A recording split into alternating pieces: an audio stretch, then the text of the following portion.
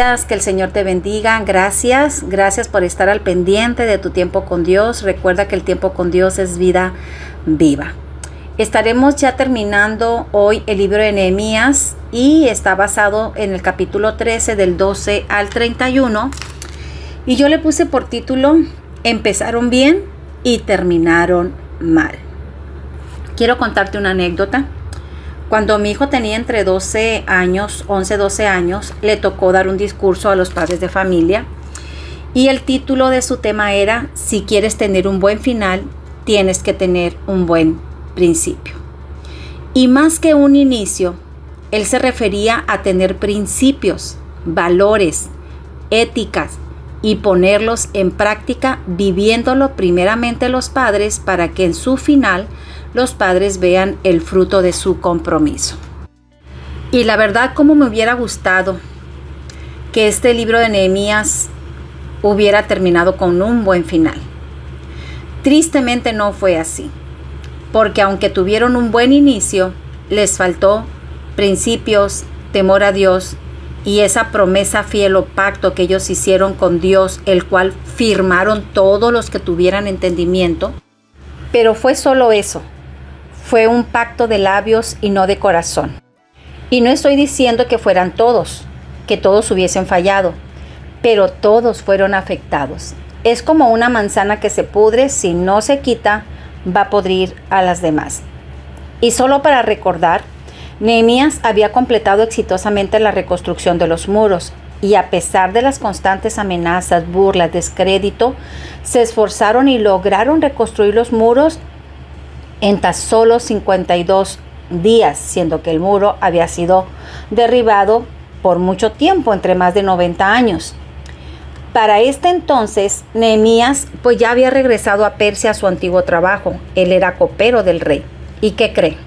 ¿Qué cree? Los israelitas vuelven a las mismas costumbres de las que ya habían renunciado. Y para el colmo, ¿usted recuerda a Tobías, el enemigo de Nehemías, el que se burló diciendo: si una zorra sube al muro, el muro se va a venir abajo? Pues, ¿qué cree? El sacerdote Eliasib le acondiciona una habitación en los atrios de la casa de Dios a este Tobías.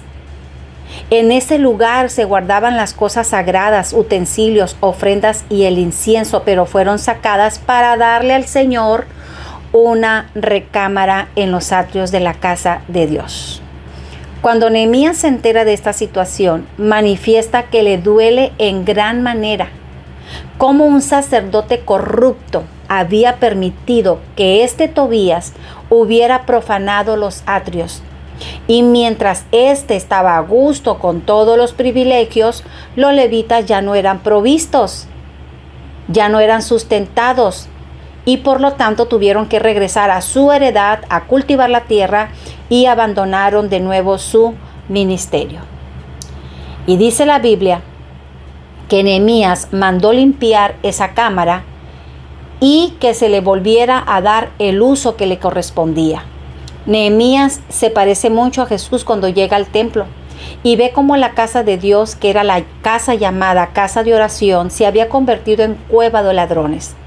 Este hombre no había levantado un solo ladrillo, ni había formado parte en la reconstrucción. Es más, era uno de los opositores. Ahora estaba adentro, profanando la casa de Dios. ¿Cómo deberíamos nosotros de parecernos a Nehemías y a Jesús? Y debería dolernos en el corazón cuando las cosas sagradas se ven profanadas, cuando el pecado se acomoda libremente sin que nadie lo censure, que nadie lo reprenda. Y si nos vamos más a nuestro propio templo, a nuestra vida, ¿qué cosas están profanando el lugar que solamente le pertenece a Dios? ¿Qué pecados se han acomodado y viven tan plácidamente como este Tobías vivía en los atrios?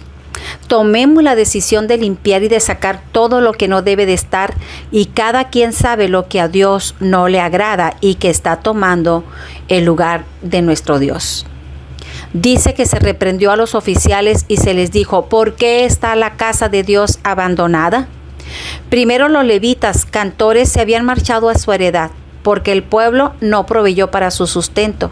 La casa de Dios se vio abandonada. Los que deberían de estar al pendiente que la casa de Dios estuviera cuidada, pues habían abandonado su oficio. Quebrantaron también el día de reposo, el día de descanso para dedicárselo a Dios. Volvieron a afanarse, compraban, vendían, no había tiempo para celebrar porque estaban tan ocupados haciendo dinero y alejándose cada vez más de Dios.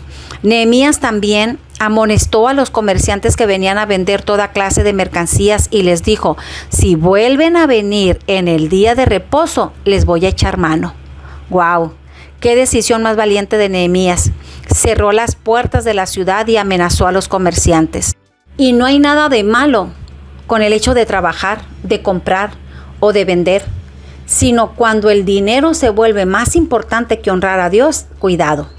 Porque 6 días nos da Dios para trabajar, para disfrutar, y un día de descanso y de reposo, con la finalidad de dar gracias al que da la vida, al que da las fuerzas, al que da la salud, y en ese tiempo tener comunión con nuestro Dios. Y no solamente habían quebrantado el descuidar el templo, la casa de Dios, sino también el día de reposo, y ahora pues Nehemías se da cuenta que también quebrantaron el pacto matrimonial. En esa promesa que ellos firmaron, se habían comprometido en no hacer alianzas con naciones paganas, ni dar a sus hijos en casamiento con gentiles. Pues Nehemías encuentra ahora matrimonios mixtos. Dice que se casaron con los de Asdod, amonitas, moabitas, pero el peor de los casos es que sus hijos ya no hablaban la lengua judaica, sino que hablaban la lengua de cada pueblo. Y no es que Dios haga acepción de personas, claro que no. Recuerde que una mujer pagana llamada Rahab, que la palabra del Señor dice era ramera y no era que vendía ramas. Otro era su oficio, ¿no? Pero pues la verdad la palabra está muy fuerte. Pero esta mujer llamada Rahab está entre la genealogía de Jesús. Otra mujer moabita llamada Ruth fue la bisabuela del rey David, del cual viene el Mesías. Ellas fueron parte del pueblo de Dios porque se convirtieron de corazón al Dios vivo de Israel. Y aquí vemos que los que se mezclaron con las mujeres paganas fueron influenciados por las costumbres paganas, y encontramos que sus hijos ahora ya no hablan la lengua judaica, sino una lengua pagana. Y pudiéramos hablar un poquito más acerca de esto, pero vamos a seguir adelante porque estamos haciendo un resumen.